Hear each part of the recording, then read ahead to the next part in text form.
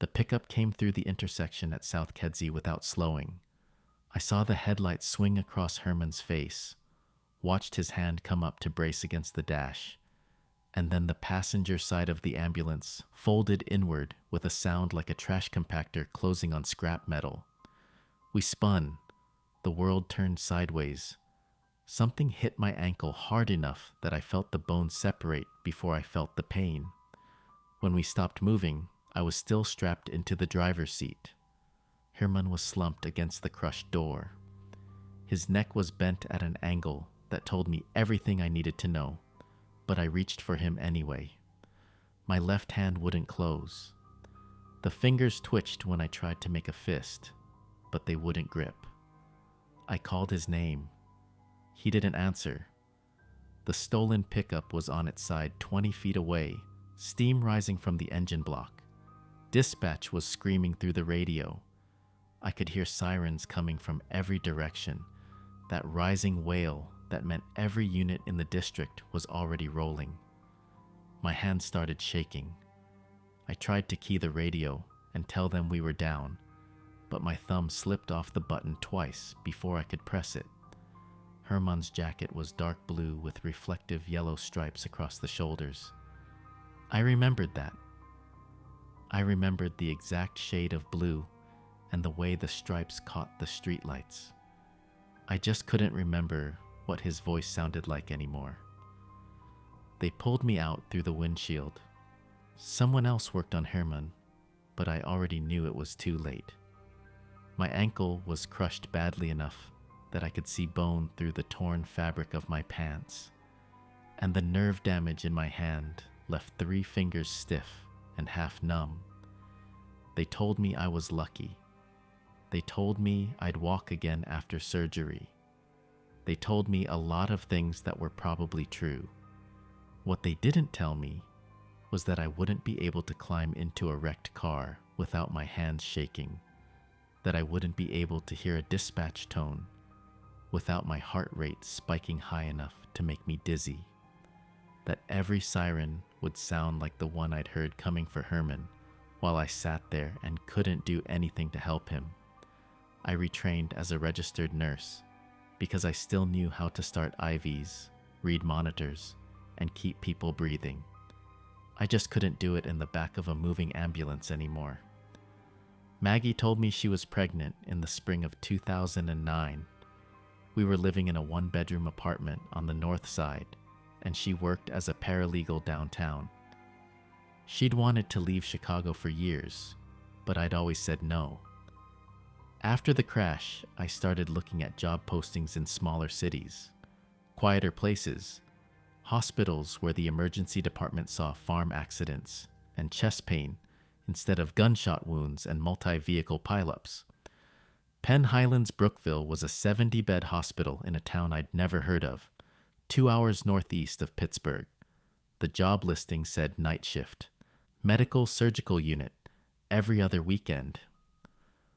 I applied on a Tuesday and had an offer by Friday. Maggie cried when I told her, not because she didn't want to go, because I'd finally agreed to leave. We moved in July. Brookville was the kind of town where people waved at you from their porches, and the grocery store closed at 8. Route 28 ran straight through the center of town, and the hospital sat just off the main road, a low 3-story building with an older brick section attached to newer beige additions. The emergency department entrance had a faded blue awning. The parking lot was mostly empty. My first shift started at 7 in the evening on a Sunday. I parked near the employee entrance and walked through the automatic doors into a hallway that smelled like floor wax and reheated coffee. The elevator was slow and made a grinding noise between floors. When the doors opened on 3, I stepped out into a nurse's station with windows overlooking the dark parking lots, the road, and fields beyond town. Tracy Johnston was waiting for me. She was maybe 60, lean and sharp-boned, with short, steel-gray hair and pale blue eyes that didn't blink much. She wore scrubs that looked like they'd been ironed and a cardigan even though the air conditioning wasn't running. Her badge reel had a picture of a golden retriever on it. "You're early," she said. "Habit." "Good. I'll show you around before it gets busy." She walked me through the unit without wasting time on small talk. Rooms 301 through 318 lined both sides of the hallway. The medication room was next to the elevator. The break room had a microwave, a refrigerator, and a table with 2 chairs. The call light board hung on the wall behind the nurse's station, an old backlit panel with the black labels for each room number. I noticed the tape right away. Beneath the printed labels for 301 through 318, someone had covered 9 dead bulbs with a strip of yellowed tape. Numbers had been written on the tape in faded black marker, 701 through 709. Most of the numbers were scratched away, but I could still make out the 7s. "What's that?" I asked. Tracy glanced at the board, then back at me. "The board came out of the old wing. Not everything on it means anything anymore." I nodded. It seemed like a reasonable answer. She didn't move. Just stood there watching me like she was waiting for something. "Anything else I should know?" I asked. "3 things," she said. "Never take the elevator alone after 2 in the morning if the doors open before you press the button. Never answer a call light for a room that is not on this floor. Never sign a discharge unless you personally see the patient leave." I waited for her to smile, to tell me it was some kind of initiation thing they did to new hires. She didn't smile. "Is that a safety protocol?" I asked. "It's a rule." "Okay." She crossed her arms. Anna Rojas thought they were jokes too. She walked out during a night shift 3 months ago and never came back.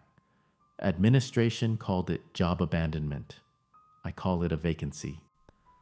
I didn't know what to say to that. Tracy's face didn't change. She just looked at me with those pale eyes and waited. "I'll follow the rules," I said.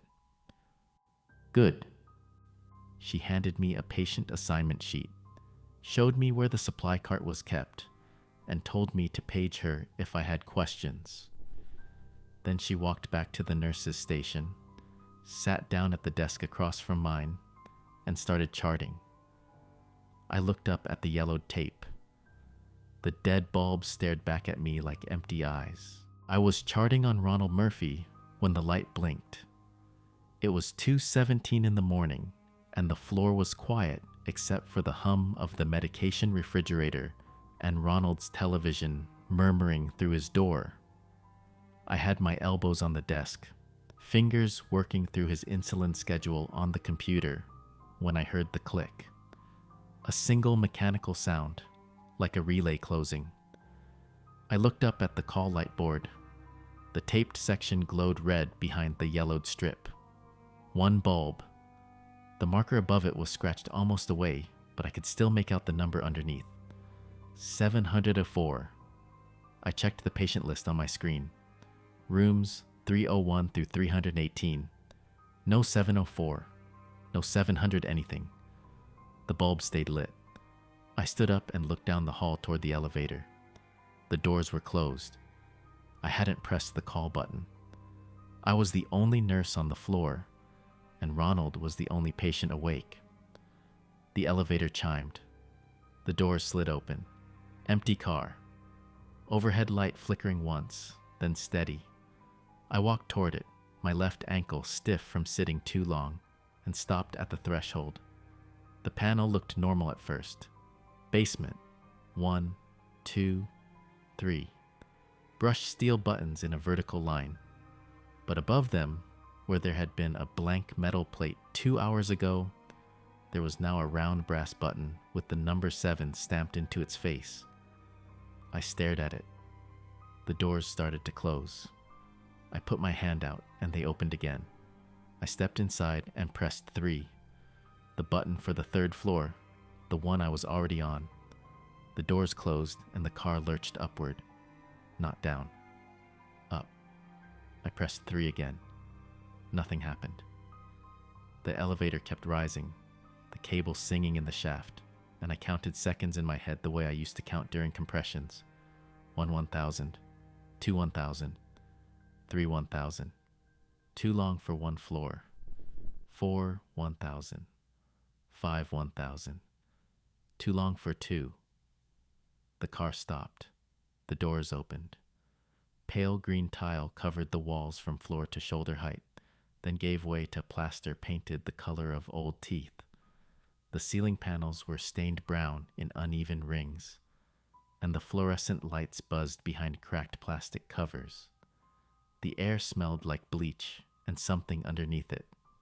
Something I recognized from the back of the ambulance after we'd cleaned the blood out, but couldn't get rid of the rest. A hallway stretched in front of me, doors on the left side, a nurse's station on the right. The station had a manual typewriter on the desk, the kind with round keys and a carriage return.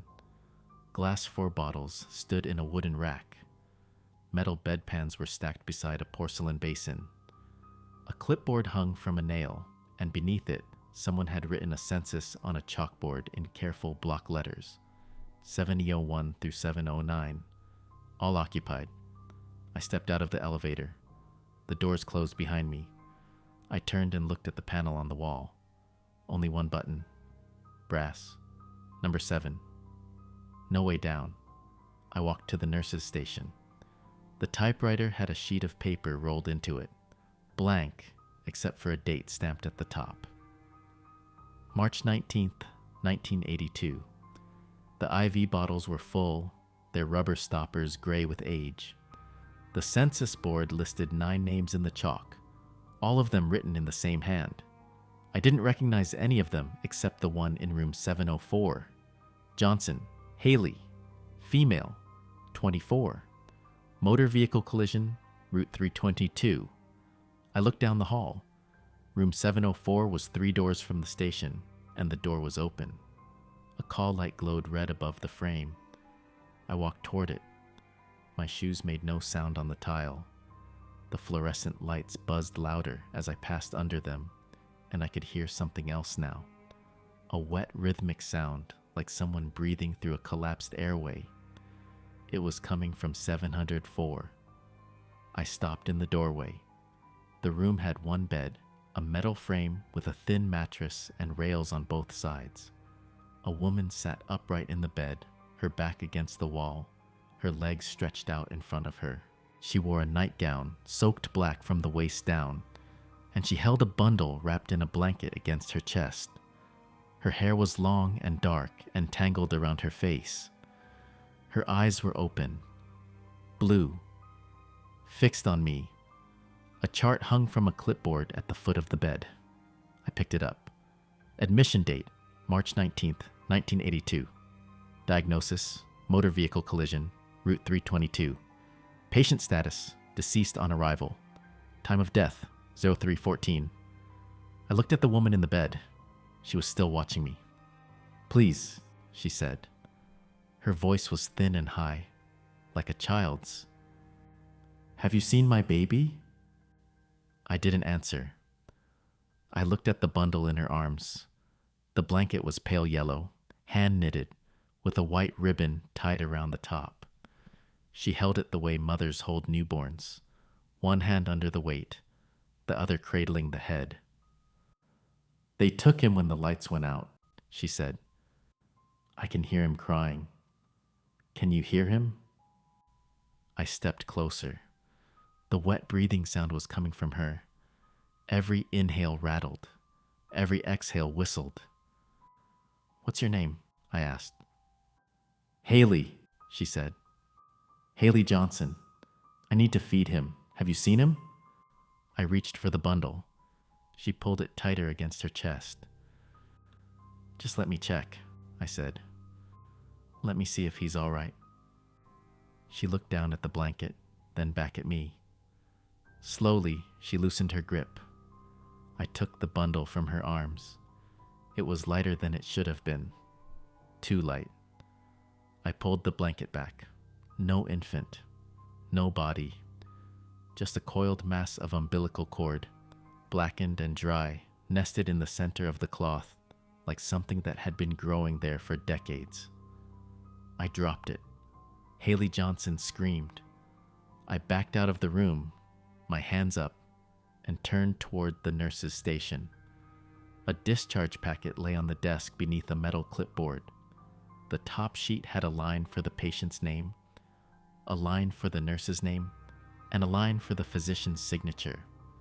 The patient line said, Johnson, Haley. The nurse line was typed in capital letters. Cross, Logan. Beside the clipboard, there was a red-top blood tube and a needle still in its sterile wrap. I heard the scream again, closer now. I turned and saw Haley crawling out of room 704. Not walking, crawling. Her pelvis cracked with every movement, the sound sharp and wet, and her legs dragged behind her like dead weight. She was looking at me. Her mouth was open. Please, she said. Please don't leave me here. I ran. The hallway stretched longer than it had been. I could hear her behind me, the crack of bone and the scrape of her hands on the tile. And then I heard other sounds.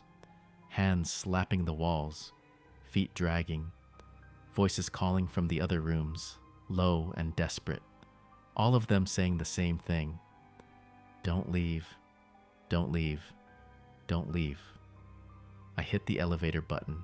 The doors didn't open.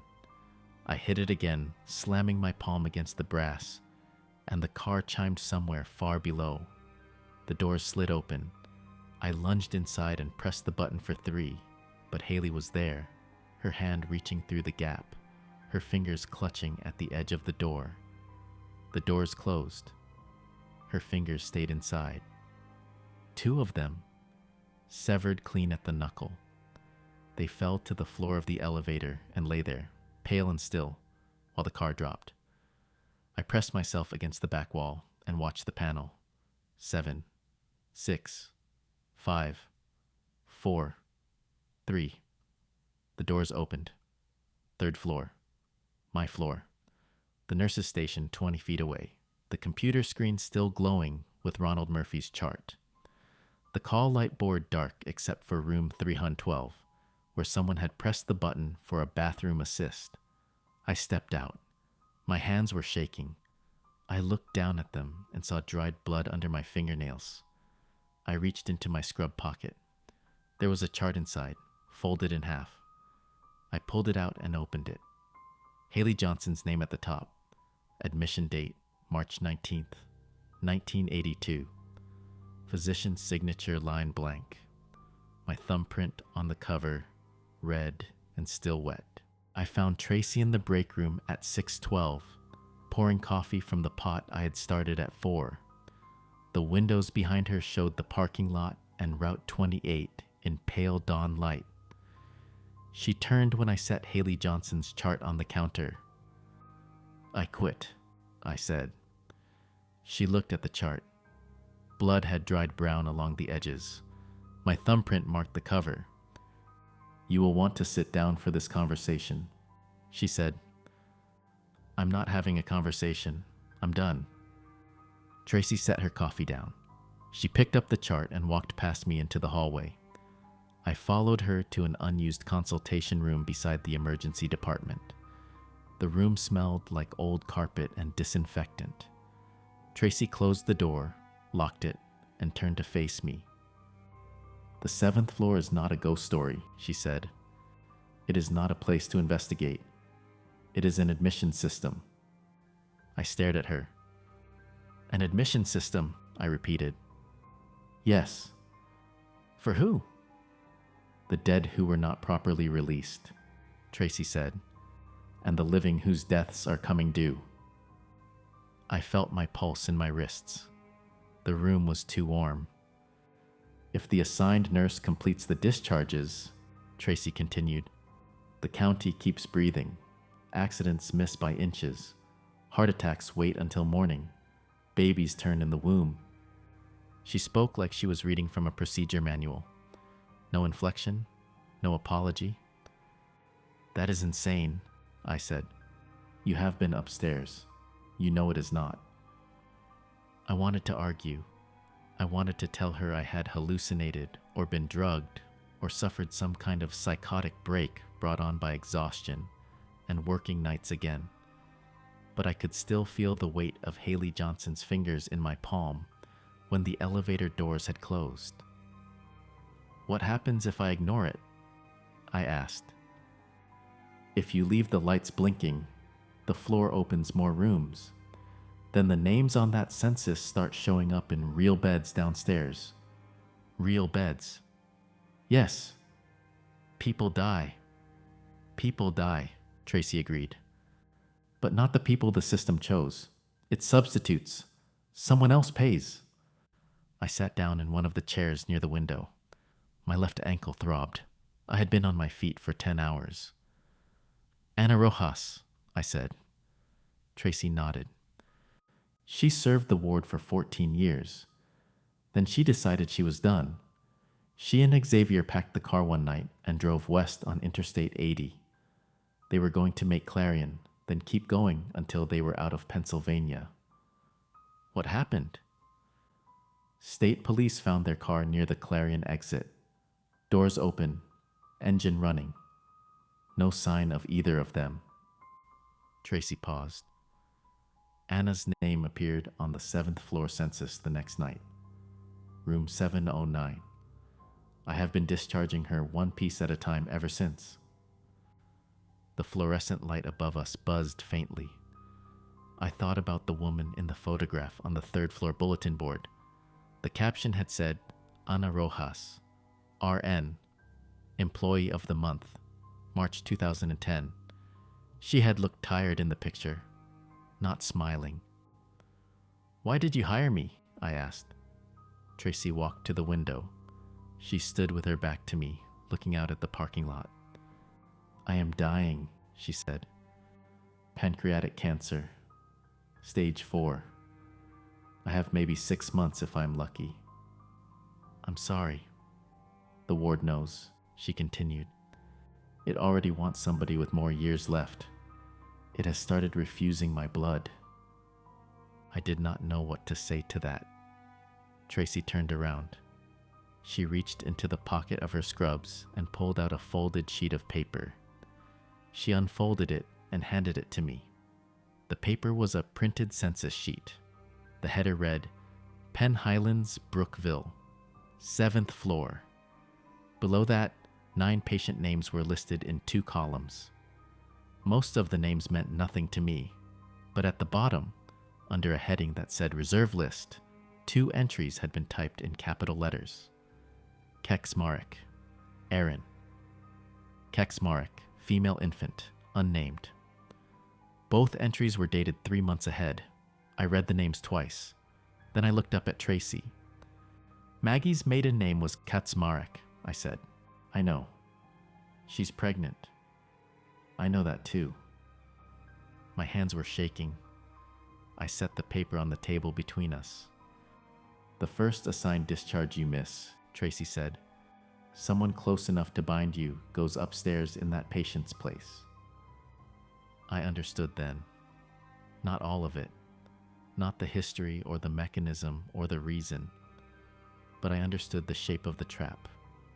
Maggie was pregnant and listed on a reserve sheet for a floor that should not exist. If I quit, someone else would miss a discharge. If I stayed and failed, Maggie would be admitted. If I tried to leave Brookville, the system would open her room early. You can't do this, I said. I did not make the rules. I am only telling you what they are. Then who did? Tracy shook her head. Nobody I ever met. This system is older than me, older than this building. It was here when I started in 1983, and the nurse I replaced told me it was here when she started in 61. I stood up. My chair scraped against the floor. I have to tell Maggie. You can try, Tracy said, but she will not believe you, and if she does, she will tell you to leave anyway. That is what wives do. She's pregnant. She deserves to know. Knowing will not protect her. Only the work protects her. I wanted to hit something. I wanted to walk out of the building and keep walking until I reached Chicago, or the ocean, or someplace far enough away that the 7th floor could not follow. But I knew it would follow. I had seen Ana Rojas's name on the census. I picked up the reserve list sheet. I folded it around Haley Johnson's chart and put both documents into my scrub pocket. I stayed because the reserve list had both their names printed on it. Maggie Cross, female infant unnamed Cross, and a due date 3 months ahead. Tracy showed me the sheet in that locked consultation room and said if I missed even one discharge, the ward would admit someone close enough to bind me in place of whoever I'd failed to release. I folded the paper into my pocket and told her I'd work the shifts she assigned. The 7th floor lights blinked at intervals. Tracy said were predictable once you learn to read them. Sometimes twice a week, sometimes every night for 5 nights running, then nothing for 10 days. I answered every call. The elevator always opened when the bulb lit red behind that yellowed tape, and the brass button marked 7 was always waiting on the panel when I stepped inside. Each patient required the same 3 actions. I filled one red-top blood tube from the vein in my left arm, the one that still had decent flow after the accident. I wrote one remembered day on the back of the discharge form in pen that left the words looking faded even as I finished writing them. Then I signed in blood beneath the physician line. Though no physician ever appeared on the 7th floor, and no physician ever asked me why I came back to the 3rd floor unit with dried blood under my fingernails, and my left sleeve rolled to the elbow. The ward took specific memories first. My 7th birthday, the one where my mother baked a lemon cake and let me lick the bowl. The exact shade of Herman's jacket on the day we graduated from medic school, navy blue with reflective striping that caught the sun when we stood on the steps outside the training center. The morning Maggie told me she was pregnant, her voice shaking and her hand on my wrist. Both of us standing in our old kitchen in Chicago, with snow piling against the window. I can still tell you those events happened. I remember the facts. I just don't remember what any of them felt like when I lived through them. The discharges took years from my body too. Gray appeared at my temples 2 months before Rosa was born. I was 38. My left hand, the one with nerve damage from the accident, started wrinkling past the rest of me, the skin loose and thin like it belonged to someone 20 years older. My teeth loosened enough that I stopped biting into apples. Maggie noticed but didn't say anything until the night I came home, and she touched the side of my face and asked if I was sleeping enough. I told her the night shift was harder than I'd expected. Tracy trained me as long as she could. She taught me to read the 7th floor census before choosing an order, because some names were already dead and some names were warnings. The dead had been waiting decades. Their charts listed admission dates from the 60s, the 70s, the early 80s, and their bodies didn't decay so much as they dried out, the skin pulling tight and the eyes sinking back. Those discharges were the simplest. I gave blood, wrote a memory, signed the form, and they walked to the elevator without speaking. The warnings were harder. Those names belonged to people who were alive downstairs, or alive somewhere in the county, people whose deaths were scheduled, but not yet enacted. If I discharged them in the wrong order, Tracy said, the floor decided what the payment meant. She wouldn't explain further. She just said, "Watch the dates. If 2 charts are both warnings, start with the older admission time." In October 2010, Tracy made me discharge Ana Rojas. Room 709 had been blinking for 3 nights, longer than any other light I'd seen, and Tracy met me at the third-floor nurse's station before my shift started. She looked worse than she had the week before. Her scrubs hung loose. Her face was the color of old wax, and when she handed me the 7th-floor key she'd never mentioned before, her hand shook hard enough that the key rang against the metal of my palm. "Tonight," she said. "Room 709. Don't wait for another light." I asked if it was a warning name or a dead name. "Neither," Tracy said.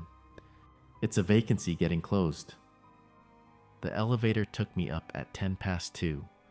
The brass button was already glowing when I stepped inside, and I didn't need to press it. The 7th floor smelled like disinfectant and old blood, the same as it always did, and the census board behind the nurse's station had only one name written in chalk: Hollenbeck, Patricia, room 709. Except the form on the clipboard inside room 709 read differently. It said, "Room 709, Hollenbeck, Patricia. Status, incomplete release." And beneath that, in smaller type, current occupant, Royas Anna. Anna was sitting on the edge of the bed.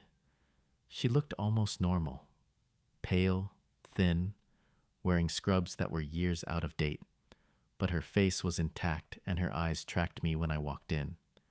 She didn't speak until I picked up the clipboard. "She told you," Anna said. I said yes. "Did she tell you I tried to leave?" I said yes to that too. Anna nodded once, slow, like she was testing whether her neck still worked. "I thought the rules were just something they told new hires. Scare stories. I worked here 14 years, and I never saw anything that couldn't be explained if you didn't look too close." She stopped. Her hands were folded in her lap, the fingers laced tight. "Then I told my husband we were leaving. We packed the car. We made it to Clarion." She turned her head to look at the window. The back of her skull was gone.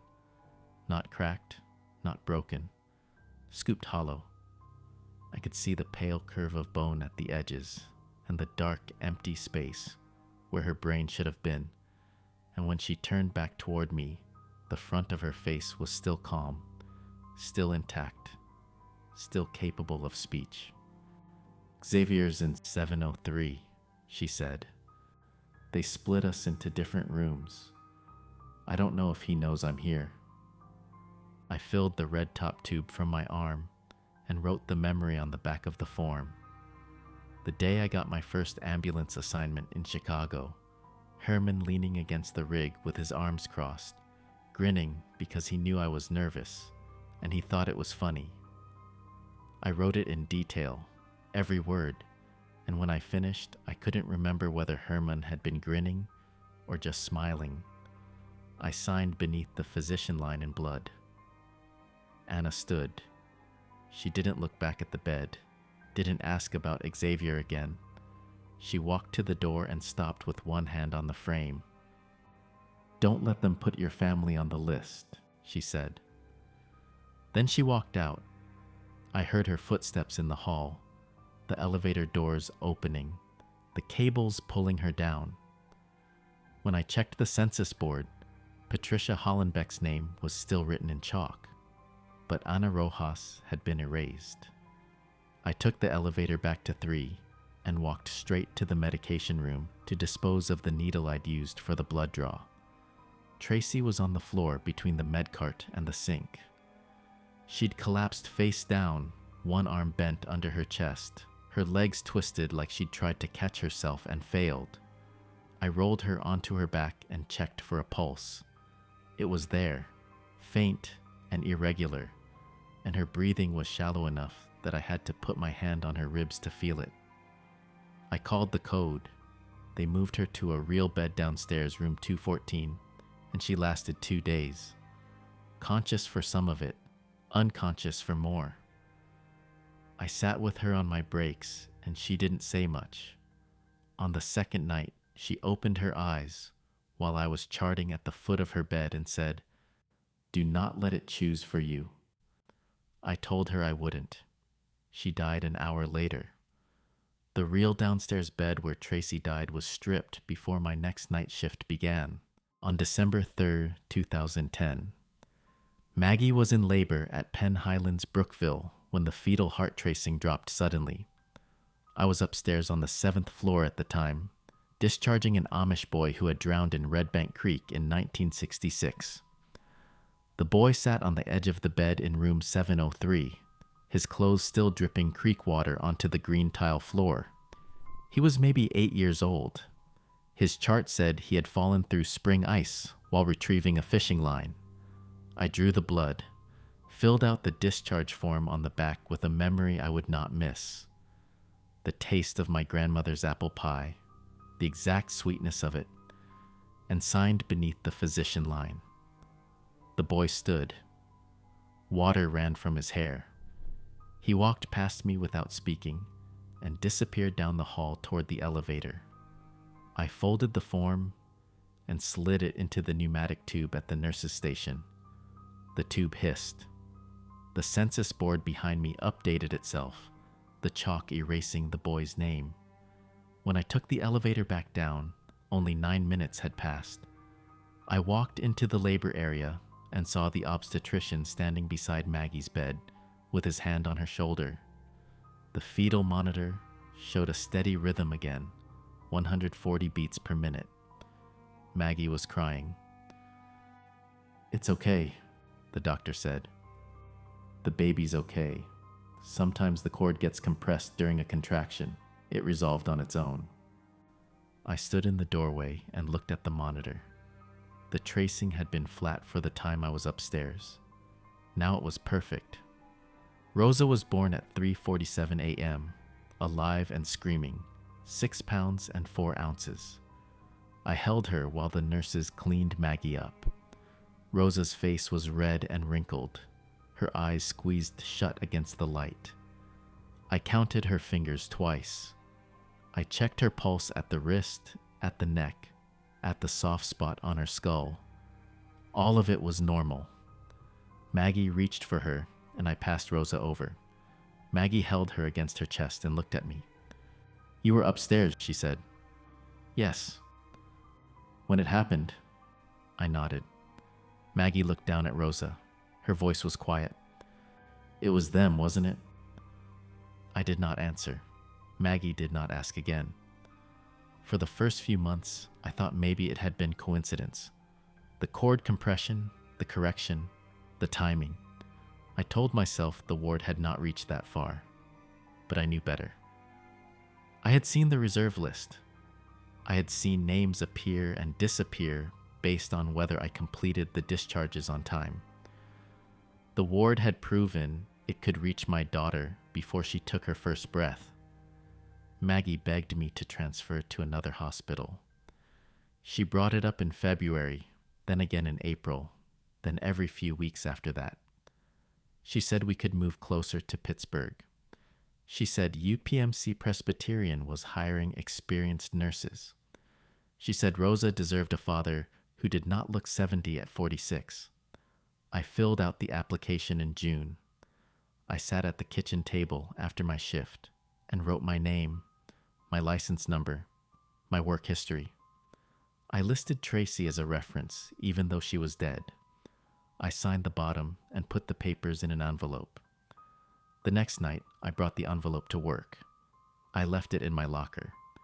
I planned to mail it during my lunch break. At 2:17 a.m., room 702 blinked. It was early. The ward never called before 2:30 unless something was wrong. I stood at the nurse's station and stared at the taped-over section of the call light board. The bulb behind 702 glowed red. I took the elevator up.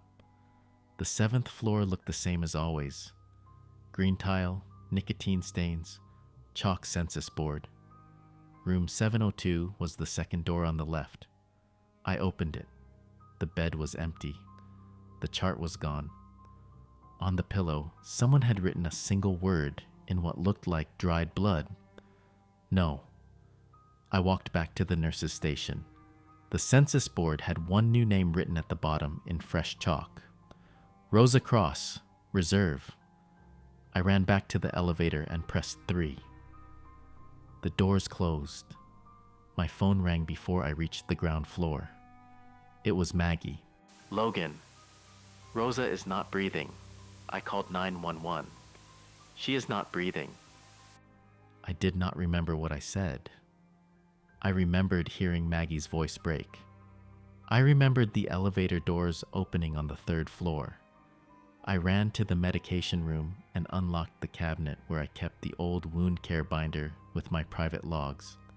I flipped to the back and found the reserve list I had copied from the 7th floor 2 weeks earlier. Rosa's name was there, printed, dated today. I took the stairs back up because the elevator was too slow. I shoved the 7th floor button and the elevator lurched upward. When the doors opened, I ran to the nurse's station and grabbed the current census sheet from the pneumatic tube return bin. Rosa Cross, Reserve, room 702. 3 other names were listed above hers. All of them had blinking lights. I discharged the first patient in 11 minutes, a man who had died in a grain silo accident in 1974. I took his blood, wrote the memory of my first apartment in Chicago on the back of his form, and signed. He walked out. The second patient took longer, a woman in room 706 who had died of sepsis in 1989. She was confused and kept asking where her son was. I held her hand and told her he was waiting outside. I drew the blood. I wrote the memory of Maggie's voice on our wedding day. I signed. The woman stood and shuffled toward the elevator. The third patient was in room 708. A teenage boy who had wrapped his car around a telephone pole on Route 28 in 2003. He was awake and angry. He said he knew what I was doing. He said I was killing him again. I told him he was already dead. He spat at me. I drew the blood anyway.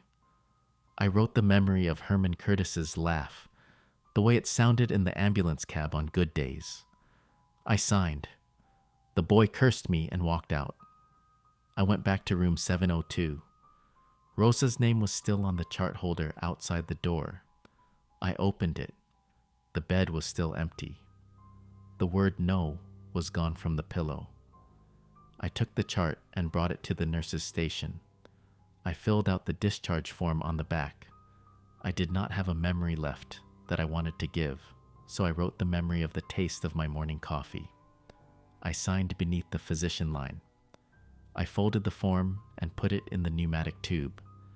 The chalk erased Rosa's name from the reserve list. I fainted in the elevator on the way back down.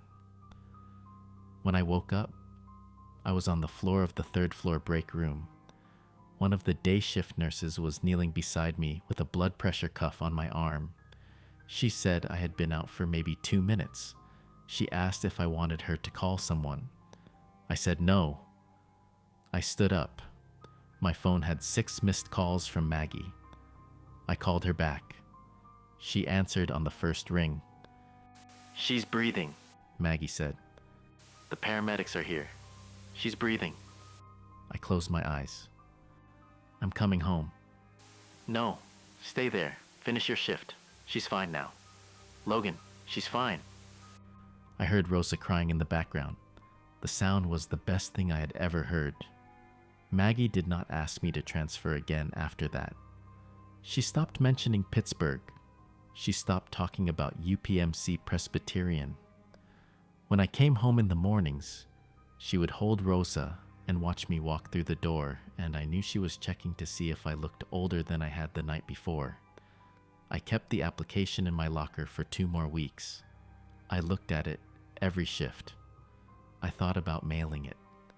I thought about what Tracy had said about Ana Rojas and the empty car on Interstate 80. On my next night shift, I took the application out of my locker and brought it to the nurse's station. I tore it in half. Then I tore it again. I dropped the pieces into the 3rd floor shred bin and watched them fall. For the first year after Tracy died, I kept the 7th floor the way she had taught me. I answered when it called. I drew the blood. I signed the forms. I tried not to count what it cost. Then I started keeping records. The logs lived inside an old wound care binder I had pulled from the supply room, the kind with 3 rings and a clear plastic sleeve on the front. I slipped blank paper behind the manufacturer's dressing guide and wrote in careful block print during the last hour of my shifts, when the floor was quiet and no one came looking for me. I logged every discharge: room number, patient name, date of admission, date of release. I noted what memory I had surrendered and tried to describe what I could no longer feel. At first, the log was only proof I was doing it, that the 7th floor was real and I was keeping up. But after a few months, I started adding a second column. County incidents, the things that happened downstairs or out on the roads while I was working upstairs. A man named Gerald Pitts came into the emergency department in March of 2011 after rolling his truck on Route 36. He walked out with a sprained wrist. His passenger, who should have gone through the windshield, had a single bruised rib. I checked my log. 2 hours before the crash, I had discharged a woman from room 703 who had been admitted in 1979 after a head-on collision near Hawthorne. She had wanted to know if her son made it. I told her he had. I gave her my blood and signed her out. And somewhere on Route 36, Gerald Pitts walked away. In June, a man coding in room 312 stabilized at 3:40 a.m., 20 minutes after I sent a farmer from room 708 down in the elevator. The farmer had died of a heart attack in a cornfield in 1991, waiting for an ambulance that arrived too late. In September, a woman delivered twins in the obstetrics unit after her labor stalled at 32 weeks. I had been upstairs an hour earlier, discharging a girl from room 701 who had bled out during a home birth in 1953. I did not write that the discharges caused the saves. I was not stupid enough to think I understood how it worked. But the pattern was there. The 7th floor took the dead who had not been released, and when I released them, something downstairs bent the right way.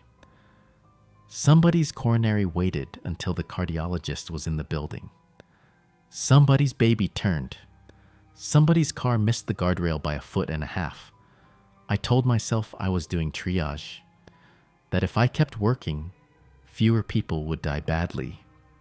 By 2014, I had filled 16 pages in the binder. I also looked 60. The night it happened, I was 3 hours into a 12-hour shift.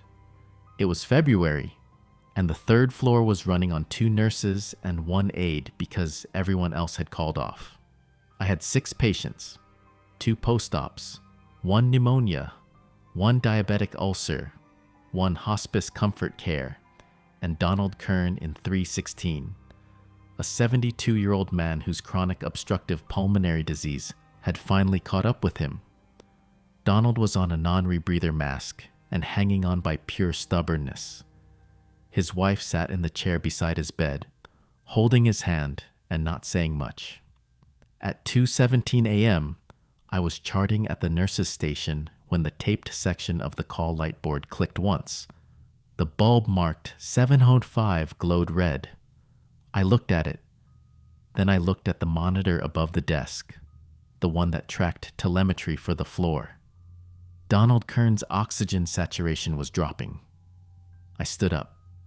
The light for room 705 blinked twice, slow and deliberate. Donald's sat dropped to 84. I walked to room 316. Donald was gasping. His wife was on her feet, one hand on his shoulder, her face pale. The non-rebreather mask had slipped sideways, and his lips were blue. I pulled the mask back into place, checked the oxygen flow, and called for the aide to get the crash cart. Donald's sat climbed to 87, then 89. His wife asked if he was dying. I told her I did not know yet. The light for 705 was still blinking when I glanced back toward the nurse's station. I could see it from the doorway, red and insistent behind the yellowed tape. I stayed in 316. For the next 40 minutes, I worked on Donald Kern. I adjusted his oxygen. I gave him a nebulizer treatment. I called the hospitalist, who ordered a stat chest x-ray and a bump in his steroids. The aide wheeled the portable x-ray machine down from radiology, and I stood outside the room holding a lead apron while the tech took the image. By 3:10 a.m., Donald's SAT was holding at 92. His breathing had steadied. His wife sat back down and cried into her hands. I checked the call light board. The bulb for 7:05 was dark. At 6:45 a.m., I was signing off to the day shift when one of the emergency department nurses came upstairs to use the break room coffee. She told me a volunteer firefighter named Caleb Morrison had died on Interstate 80 around 3 that morning. Rollover. Single vehicle. He had been driving home from a training in Dubois, and his truck left the road near the Corsica exit. No other cars involved. No explanation for why he lost control. I did not say anything. She poured her coffee and left. I stood at the nurse's station and stared at the taped section of the board. The bulb for 7:05 stayed dark all day. That night, it lit at 2:17 a.m. I took the elevator up. Room 705 was the third door on the left. The hallway smelled like disinfectant and old cigarettes, and the floor tiles were pale green with black scuff marks near the baseboards. I pushed the door open. Caleb Morrison sat on the edge of the bed. He was maybe 30, broad-shouldered, with short brown hair and a clean-shaven face. He wore a flannel shirt and jeans, both intact, though there was a dark stain across his chest that could have been blood or oil. His hands rested on his knees. He looked at me. "You kept your patient and spent me." I stopped in the doorway. Caleb did not move. His voice was calm, but his eyes were not. "I was driving home," he said. "I was fine. Then I was not. You know what that feels like?" I did not answer. "I went off the road because you did not come up here when you were supposed to." He stood. "Donald Kern gets to wake up tomorrow, and I do not. That the trade?" I opened my mouth. "Closed it." Caleb stepped closer. "You chose him." "I did not choose anything." "You stayed downstairs." His voice was still calm, flat. "You let the light blink, and I died instead of whoever was supposed to be in this room. So yeah, you chose." I looked at the census board through the open door. His name was written in chalk under room 705. Admitted 3:02 a.m., February 18th, 2014. Cause, motor vehicle collision, Interstate 80. I turned back. "I am sorry. That does not fix it." "I know." Caleb sat back down on the bed. He looked at his hands. "Do I get to leave, or do I stay here?" I walked to the nurse's station and picked up the discharge packet. One red top tube, one form, one pen. When I came back, Caleb was still sitting on the bed. I drew the blood from my left arm, filled the tube, and set it on the bedside table. Then I sat down in the chair and started writing. The memory I gave him was Rosa's first steps. She had been 10 months old. It was a Saturday morning in October, and Maggie and I were in the living room. Rosa had been holding onto the couch, standing on her own for a few seconds at a time, then dropping back down to crawl. That morning she let go of the couch, looked at Maggie, and walked 4 steps across the carpet before sitting down hard on her diaper. Maggie laughed. I picked Rosa up, and she grabbed my nose, grinning. I wrote it on the back of the discharge form. Then I signed the physician line in blood. Caleb stood. He looked at the door, then at me. "I had a daughter," he said. "I know." He walked out. The elevator doors closed, and I sat in the chair for a long time. Then I went back downstairs. At the end of my shift, I pulled the wound care binder from under the stack of blank dressing forms in the supply cabinet. I opened it to the last page with writing and added a new line. February 19th, 2014. Room 705, Caleb Morrison. Discharged 3:47 a.m. Memory. Rosa first steps. Gone. I stared at the words. I could still write that it happened. I knew it was a Saturday. I knew it was October. I knew she walked 4 steps. I could not see her face when she did it. I closed the binder and slid it back under the forms. I was 48 years old and looked nearly 70. The night shift had done that. 11 years of trading blood and memories for discharge signatures had turned my dark hair gray at the temples, carved lines around my mouth deeper than my father's had been at 60, and left my hands spotted like an old man's. When I looked in the bathroom mirror before my shift started, I saw someone who should have been thinking about retirement, not raising an 11-year-old daughter. But I was still charge nurse on the 3rd floor, and on that particular Friday night in July, I was the only experienced nurse in the building. Ashley Renner was 23 and 3 weeks off orientation. She had good hands and a steady voice, but she still double-checked dosages I could calculate in my sleep and asked permission before calling physicians at 2 a.m. Monica Bell, the nursing assistant, had been at Penn Highlands for 6 months and knew how to take vital signs without waking patients. The two of them were competent enough for a quiet summer night. Except it wasn't quiet. The thunderstorm hit Brookville just after 9. Rain hammered the 3rd floor windows hard enough to rattle the frames, and lightning turned the parking lot white every few seconds. At 10:47, the lights flickered twice, then went out completely.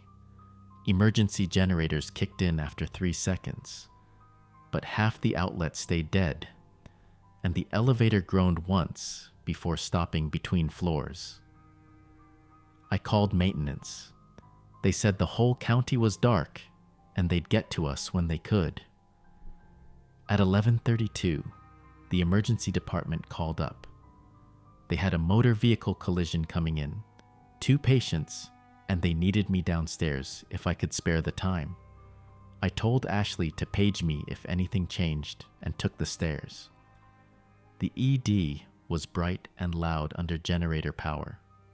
2 bays were prepped, and the attending physician, Dr. Patel, stood near the ambulance entrance with a tablet in his hand. He looked up when I walked in. "Logan, thanks. We've got a pickup versus sedan on Main Street. Hydroplaning. Driver of the pickup walked away. 2 occupants in the sedan, both female, 1 adult, and 1 pediatric." I nodded. "How far out?" 3 minutes. The ambulance came in at 11:36. The back doors opened, and I saw the first stretcher. The patient was a woman, unconscious, with an oxygen mask over her face and an IV running into her left arm. Her hair was dark and pulled back in a ponytail. Her sweater was torn at the shoulder. I recognized the sweater before I recognized her face. Maggie. The paramedic, a woman I didn't know, rattled off the report as they wheeled her past me. Maggie Cross, 45 years old, restrained driver, T-boned on the passenger side by a pickup. GCS 9 at the scene, blood pressure 90/60, heart rate 112, visible bruising to the right flank and abdomen, positive pregnancy test in the field. I stopped moving. The paramedic glanced back at me. "You coming?" Dr. Patel touched my shoulder. "Logan, is that your wife?" "Yes." "Then step back. I've got her." The second stretcher came through before I could argue.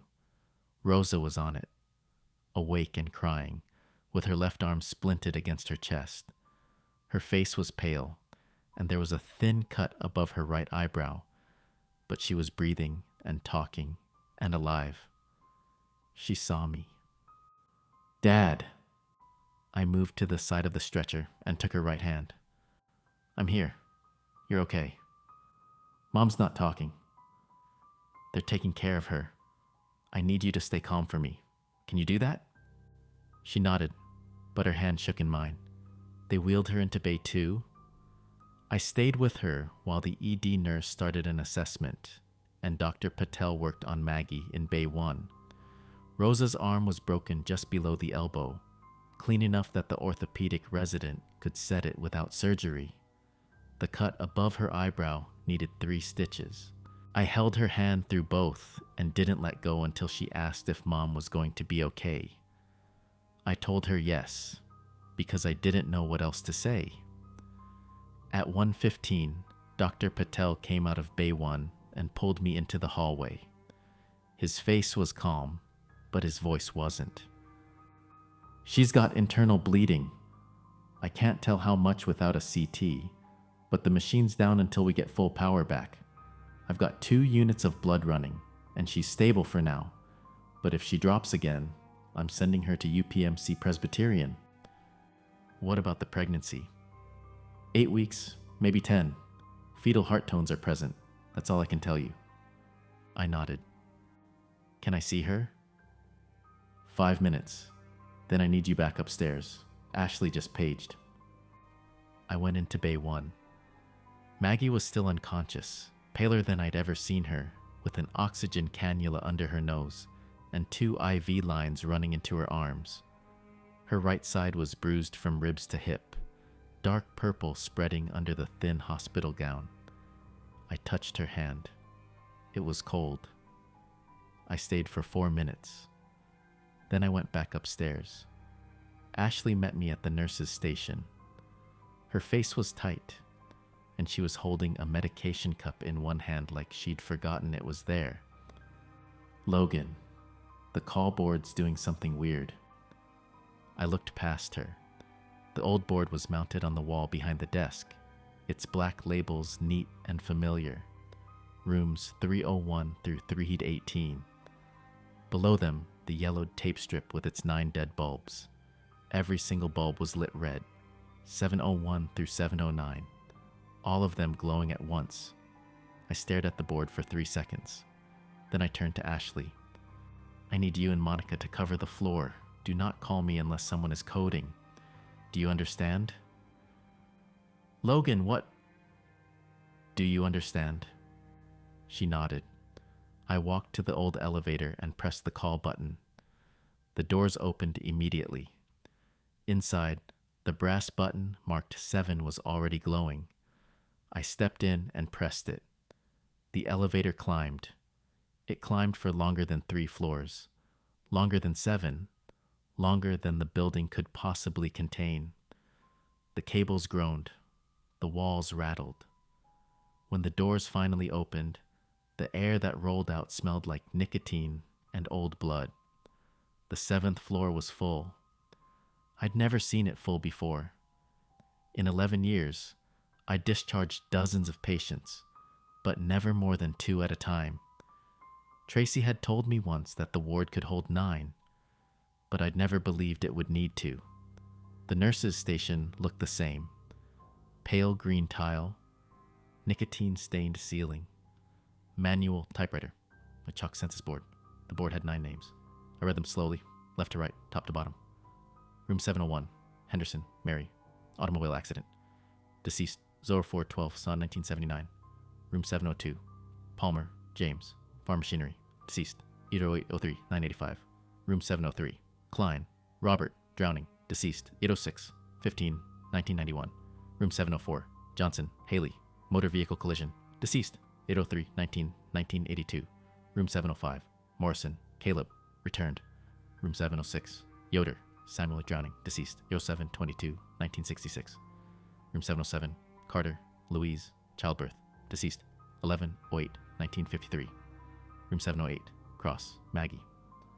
No death time. Room 708, Cross, male infant, unnamed. No death time. I read the last 2 entries again. Cross, Maggie. No death time. Cross, male infant, unnamed. No death time. Both assigned to room 708. I walked down the hallway.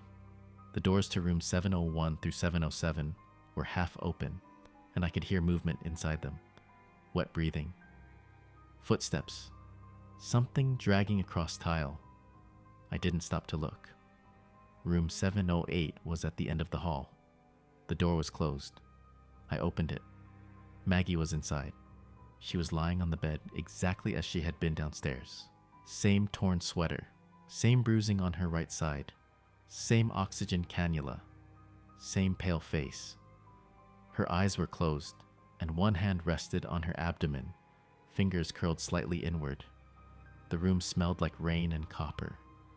I stepped closer. Her chest rose and fell, slow and shallow. The IV, line running into her left arm, was empty. The tubing coiled on the floor beside the bed. There was no monitor, no call button, no chart clipped to the foot of the bed. Just Maggie, alone, in a room that should not exist. I looked back at the open doorway. The hallway beyond was still dim, still green-tiled, still wrong. The census board was visible from where I stood, and the last two entries were still there. No death time. I turned back to Maggie. Her hand hadn't moved. Her breathing hadn't changed. I stood there, in room 708, facing my wife's unconscious double, and tried to remember how to think. I left room 708 and walked back to the nurse's station. My left ankle dragged. The floor was silent, except for the sound of my shoes on the tile and the fluorescent hum overhead. The 9 discharge packets had been stacked beneath a single sheet of paper. The paper was thick and cream-colored, older than the others, and a metal clipboard held it flat against the desk. I lifted the clipboard and read the heading typed across the top in the same font as every census sheet I had ever seen from this floor. Transfer of admission and remaining term. Below that, 2 patient lines had been filled in. The first read, Kazmarek, Aaron. The second read, Kazmarek, male infant unnamed. I set the clipboard down. My hands were shaking. The form had no signature line for a physician. It had 1 paragraph of text and a single blank space at the bottom. I read the paragraph twice to make sure I understood it. I accept the remaining term in exchange for release of the listed admissions. I understand that no reserve shall be held after signature. I looked at the census board. All 9 rooms still showed names in chalk. Maggie's name was still in room 708. The infant's name was beside hers. No death times had appeared. A voice called from down the hall. It came from room 705. It does not give back what it takes, Logan. Caleb Morrison. I had discharged him 8 years ago after ignoring his call light. He had died in a rollover on Interstate 80, and I had given blood and the memory of Rosa's first steps to release him. His face had been furious when I finally opened his door. He had known he was a substitute. I did not answer him. I looked at the 9 discharge packets stacked under the transfer form. Each one would cost a tube of blood and a written memory, and a signature in blood beneath the physician line. Each one would take years from my body and pieces from my mind. I had done it 43 times in the last 11 years, and I knew exactly what it felt like. But even if I discharged all 9 tonight, the reserve list would still exist. The system would still hold Maggie's name, and Rosa's name, and the name of the infant who had not been born yet. The next time I missed a light, or hesitated or collapsed from blood loss before finishing, someone I loved would be admitted in place of whoever I had failed. The transfer form offered something different. I picked up the clipboard again. The acceptance paragraph did not promise that Maggie would survive downstairs. It did not say Rosa would grow up or that the pregnancy would carry to term. It only said that no reserve would be held after signature. The ward wanted my remaining years, however many I had left. In exchange, it would clear the census and release the system's hold on my family. I understood. I set the clipboard down and reached for the red-top blood tube on the desk. It was empty and capped. I had filled 43 of these tubes over 11 years. I knew how much it wanted. I uncapped the tube and rolled up my left sleeve. The tourniquet was still in the top drawer where Tracy Johnston had kept it. I tied it above my elbow and made a fist. The veins in my forearm stood out pale and ropey under the fluorescent light. I was 48 years old and looked 70. My left hand was stiff with nerve damage. My hair was gray. My teeth were loose. I picked up the butterfly needle from the supply tray and inserted it into the median cubital vein. Blood flowed dark and slow into the tube. I held it until the line marked on the side was reached, then pulled the needle free and pressed gauze against the puncture. The tourniquet stayed on my arm. I capped the tube and set it on the desk. Then I turned the transfer form over. The back was blank except for a single printed line at the top. Write one remembered day. I had written 43 of these. I knew what it wanted, not facts, feeling. The memory had to be something I could still feel when I thought about it, something that still lived in my chest or my throat or behind my eyes when I closed them. I picked up the pen from the desk and wrote 4 lines in the space provided. The night Rosa was born and Maggie held her for the first time. The sound Maggie made when she laughed. The way the room smelled like antiseptic and warm skin. The feeling of knowing we were safe. My hand cramped. I set the pen down and turned the form back over. The acceptance paragraph was still there. The blank space at the bottom was still empty. I picked up the blood tube and uncapped it again. Then I dipped the pen into the blood and signed my name beneath the paragraph. Logan Cross. The ink was dark and wet. It soaked into the paper and spread slightly at the edges. I set the pen down and watched the signature dry. The chalk census board behind me made a soft scraping sound. I turned and saw the names erasing themselves, one line at a time. Room 701 went blank, then room 702, then 703, 704, 705. The chalk dust fell in thin streams and collected on the metal tray at the bottom of the board. Room 706 erased. Room 707. Room 708. Maggie's name disappeared. The infant's name disappeared. Room 709 went blank. The board was empty. All 9 rooms showed nothing but faint chalk smudges where the names had been. I stood and walked back to room 708. The door was still open. I looked inside. The bed was empty. The IV pole was gone. The monitor screen was black. The room smelled like dust and old latex, and nothing else. I turned and walked back toward the nurse's station. My legs felt weak. The fluorescent lights overhead flickered once, then steadied. The old elevator at the end of the hall opened without a button press. The brass 7 button was still lit inside. I stepped into the elevator and pressed the button for the 3rd floor. The doors began to close. I held the signed transfer form against my chest. The blood on the signature line was still wet. It soaked into my scrub top in a small dark circle. The doors closed. The elevator opened on the 3rd floor. I stepped out, weak and older, the transfer form still pressed against my chest. The paper left a rust-colored smear on my scrubs where my hand had been. Ashley looked up from the nurse's station. Her face went pale. "Call down to surgery," I said. "Tell them she's clear." She didn't move. Just stared at me like I'd aged 20 years in the time it took to ride an elevator. "Ashley." She picked up the phone. Monica came out of room 312 with an empty IV bag. She stopped in the doorway, one hand on the frame. "Mr. Cross?" "I'm fine. Check on Rosa. Make sure orthopedics saw her." Monica nodded and walked past me toward the elevator. She didn't look at my face. I went into the medication room and locked the door. The mirror above the sink showed me what they'd seen. My hair was completely gray now. The skin around my eyes had gone papery and loose. My left hand, the one with the nerve damage, looked like it belonged to someone in their 70s. I turned on the faucet and washed the blood off. It took a long time. Downstairs, the surgical team was already taking Maggie to the operating room.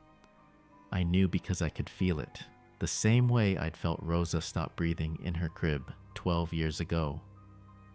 The transfer had cleared the 7th floor census. Every room was dark now, but the cost was written in my reflection and folded into the blood-signed paper I'd left on Tracy's old clipboard. I dried my hands, opened the door. Ashley was still at the station, staring at the taped-over section of the call light board. All 9 bulbs were dark. "They took her back," she said quietly. "Dr. Patel's doing the surgery. They said it's a spleen rupture." "I know." "Monica says Rosa's arm is set. They're keeping her overnight for observation, but she's stable." I nodded, walked to the station, and sat down in the chair Tracy used to occupy. The transfer form was still in my hand. I set it on the desk and smoothed it flat. The signature line was brown now, oxidized, my name in my own blood. Ashley looked at it, then at me. She didn't ask. "Go check the generator logs," I said. "Make sure we're not overloading the circuit." She left. The surgery took 3 hours. I stayed at the station and charted on real patients, the ones in rooms that had numbers the hospital acknowledged. Ronald Murphy in 314 needed his insulin adjusted. The woman in 309 wanted more pain medication. The kid in 303 kept pulling his IV out. I handled all of it the way I always did, one task after another, until the phone rang and Dr. Patel told me Maggie was out. She'd survived. The spleen was gone, but she was stable. They were moving her to recovery. The pregnancy had not survived. I thanked him and hung up. Then I sat there with my hands flat on the desk, staring at the dark bulbs behind their yellowed tape. And I didn't feel anything. The ward had taken that too. I remembered the facts. Maggie had been 12 weeks along. We hadn't told Rosa yet. We'd been waiting until the 2nd trimester, the safe zone, the point where you could start believing it was real. I just didn't remember what it had felt like when she told me. Ashley came back at dawn. The storm had passed. The generators were winding down, and the real lights were coming back on in sections. She stood by the station and watched me fold the transfer form into a small square. "You should go see her," she said.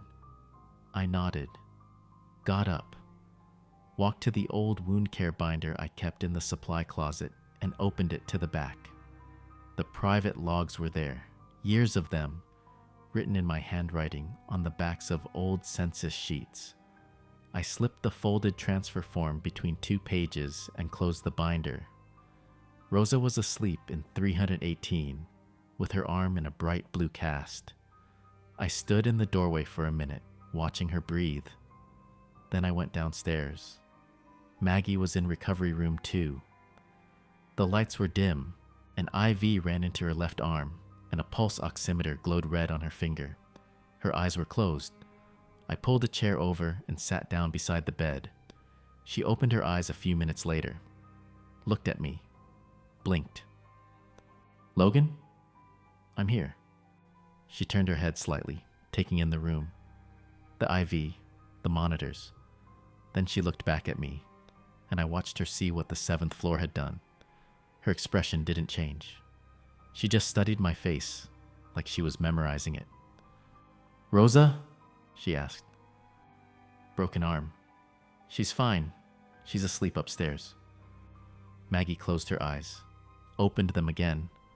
Her right hand moved slowly across the blanket, drifting down to rest on her abdomen. She stopped there, pressed lightly. Then she looked at me. I didn't make her ask. "You're alive," I said. "Rose is alive. The baby didn't make it." Her hand stayed where it was. She didn't cry, didn't speak, just rested her palm flat against the place where the pregnancy had been. Her fingers spread wide like she was trying to hold something that wasn't there anymore. I reached out and covered her hand with mine, my wrinkled, age-spotted hand on top of hers. She looked down at it, then up at my face. Gray hair, loose skin, the cost written in every line. She didn't ask what the 7th floor had taken to make it true. She just turned her hand over beneath mine and laced our fingers together. We stayed like that until the sun came up and the recovery nurse told me visiting hours were over. I stood, picked up the wound care binder from the chair where I'd set it, and tucked it under my arm. Maggie watched me. Her hand drifted back to her abdomen, resting there, her eyes dry and distant. I leaned down and kissed her forehead. Then I walked out. The binder was heavy. I carried it back upstairs to the 3rd floor, past the old call light board with its dark bulbs and yellowed tape, and locked it in the supply closet where Tracy had taught me to keep the things the hospital couldn't know about. Maggie rested her hand on her empty abdomen while I stood beside the recovery bed with the wound care binder under my arm. Years passed. I kept working nights at Penn Highlands Brookville. The old wound care binder stayed hidden behind the supply cart at the 3rd floor nurses' station, and the taped section of the call light board remained where Tracy had left it. Maggie recovered. The surgeon stopped the bleeding, and she came home after 5 days. Rosa's arm healed straight. We didn't talk about the pregnancy after the 1st week. There wasn't anything left to say about it. I told Maggie I would put in my notice once the hospital hired enough coverage. She stopped asking when that would be sometime around Rosa's 13th birthday. By then, my hair had gone completely gray, and my left hand shook when I held a pen too long. Rosa turned 16 in December. She got her license and started talking about colleges in Pittsburgh. Maggie worked part-time at the library and planted tomatoes every spring. We had dinner together most nights. I slept during the day and drove to the hospital at 10:30. The 7th floor called less often after 2022, but it never stopped entirely. Sometimes weeks passed between lights. Other times, I rode the elevator 3 nights in a row. I kept the private logs current and hid them inside the wound care binder where no one else would look. Administration never asked about the old call light board. The day staff probably assumed it didn't work anymore. Tonight, I sat alone at the 3rd floor nurses' station with a specimen cup, a red top tube, and the logs open in front of me. The unit was quiet. 2 patients sleeping in rooms down the hall, both stable, both due for discharge in the morning. I had already finished my charting. The clock on the wall read 2:16 a.m. At 2:17, the taped section of the call light board clicked once. I looked up. Every bulb from 7:01 through 7:09 began blinking red behind the yellowed tape. Not one at a time the way they usually did. All 9 at once, pulsing in rhythm like a heartbeat. I closed the binder and set it back on the cart. Then I opened the specimen cup and placed it on the desk in front of me. The red top tube sat beside it, still sealed. I didn't need the tube tonight. The cup would be enough. I rolled up my left sleeve and turned my forearm over. The veins were easy to find. I had given so much blood over the years that the antecubital fossa was mapped with pale scars where the needle had gone in before. I chose a vein near my wrist and used a lancet from the supply drawer. The blood came quickly. I held my arm over the specimen cup and let it drip. The sound was soft, almost rhythmic. One drop, then another. then a thin stream that pooled at the bottom of the cup and climbed slowly toward the measurement lines on the side. The taped bulbs kept blinking. I counted 9 pulses, then 10. My hand started shaking, but I kept my arms steady over the cup. At the end of the hall, the old elevator doors opened. I didn't look up. I knew the brass button marked 7 would be glowing inside the panel, and I knew the elevator would wait as long as it took for me to finish. The blood reached the 15 milliliter line. I pressed gauze against the puncture and taped it down, then capped the specimen cup and stood. My legs felt weak, but I had given more than this before, and still climbed the stairs when the elevator refused me. I picked up the cup and the binder and walked toward the open elevator. The fluorescent lights above the nurse's station buzzed faintly. Somewhere down the hall, one of the patients coughed once and went quiet again. The elevator doors stayed open. The brass button glowed soft and yellow in the dim panel. I stepped inside and pressed 7 without looking at it. The doors closed. The elevator began to rise. Behind me, at the 3rd floor nurse's station, the taped section of the call light board kept blinking. All 9 bulbs pulsed red in the empty hallway, casting faint shadows across the desk where the specimen cup had been. The blood inside it was still warm. The lights blinked. The desk stayed empty. The elevator carried me up.